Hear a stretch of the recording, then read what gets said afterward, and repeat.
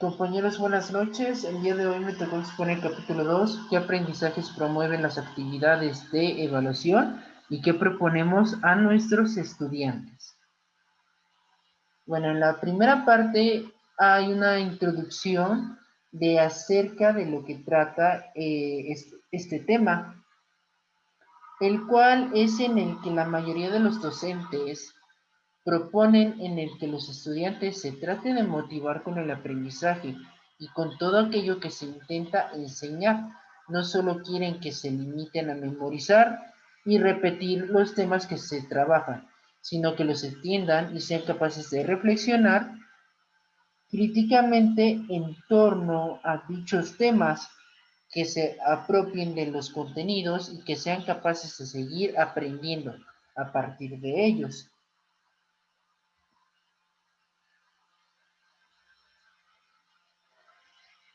El primer punto es el concepto clave para el análisis de las actividades de la evaluación, en el cual una actividad de evaluación constituye una unidad en sí misma y normalmente contiene dos tipos principales.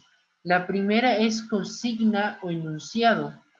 Todo tipo de evaluación incluye una expresión, el cual se le solicita al estudiante realizar una tarea, hacer algo, dar una respuesta, resolver un ejercicio o problema para hallar una solución.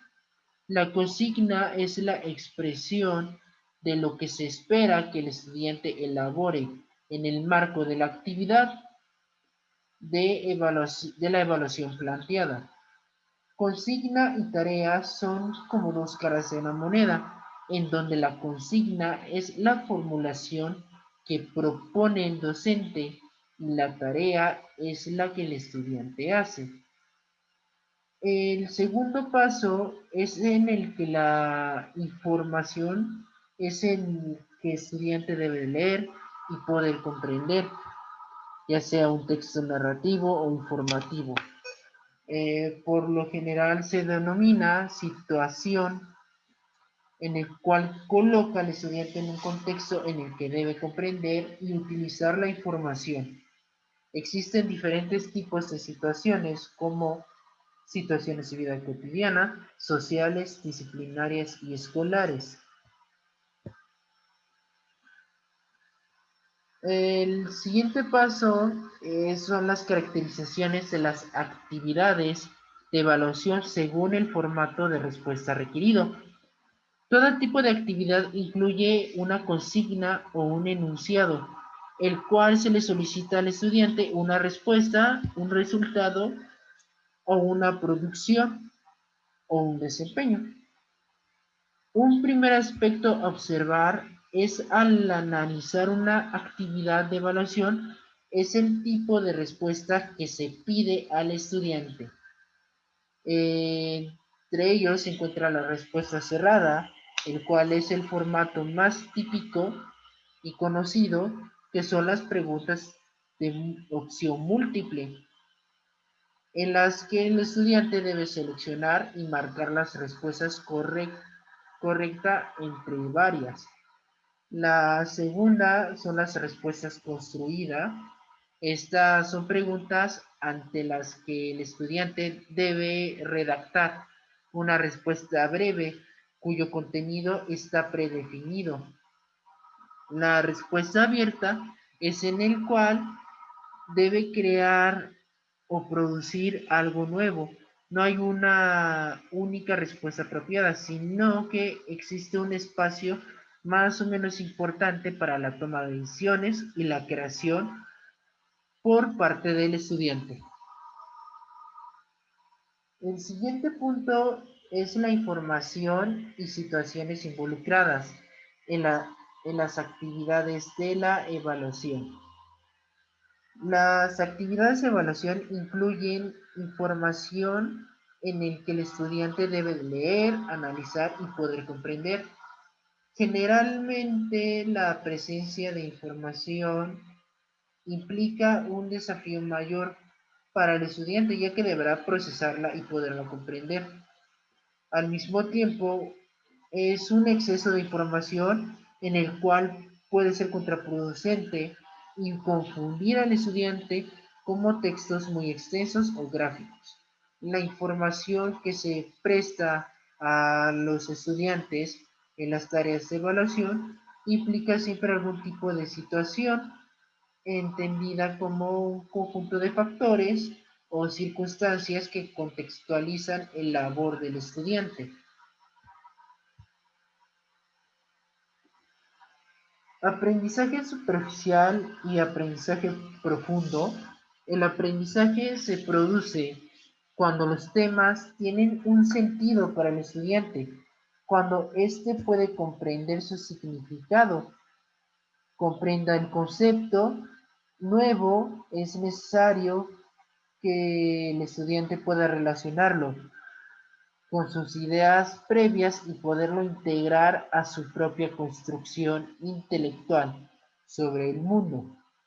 El aprendizaje superficial se denomina como la actividad de bajo requerimiento cognitivo y este se enfoca en la reproducción de la información, en el cual los estudiantes se esfuerzan por memorizar la información que consideran necesario para la instancia de la evaluación, como un fin en sí mismo. Intentan repetir lo que han aprendido tal como aparecen en los textos, palabra por palabra, y tienen una perspectiva estrecha, enfocada en detalles, y no pueden lograr distinguir entre principios y ejemplos. Los procesos cognitivos involucrados en las tareas de evaluación. Salvo desarrolló una indagación en torno a la concepción del aprendizaje hacia los estudiantes. Él, en su concepción del aprendizaje, construyó 5 grandes categorías, en el cual pues son las siguientes que voy a presentarles. La primera es aprender e incrementar la cantidad de conocimientos, concepción que se manifiesta en el lenguaje corriente a través de expresiones como saber mucho. El segundo punto es aprender a memorizar. Esta concepción es en el que materializa la práctica en el cual el alumno necesita la ayuda de un amigo o un familiar para poder agilizar esa parte de memorizar. El punto 3, aprender es adquirir datos o procedimientos para usarlos posteriormente. Aquí su concepción es vinculada con una visión del conocimiento como algo útil que sirve para resolver los problemas de distinto tipo. El punto 4 es abstraer el significado, el cual su concepción es en el que implica que el estudiante se da cuenta que hay un significado por detrás de las palabras del texto, que estudia y que estudiar implica desentrañar esos significados. El punto 5 es aprender un proceso interpretativo, el cual va dirigido a comprender la realidad que implica que para los estudiantes el conocimiento adquiere un sentido en la medida en el que éste les permite entender lo que ocurre en el mundo o lo que les ocurre a ellos mismos. Y bueno, por último, se encuentra resumen y sugerencias para el trabajo en el centro educativo.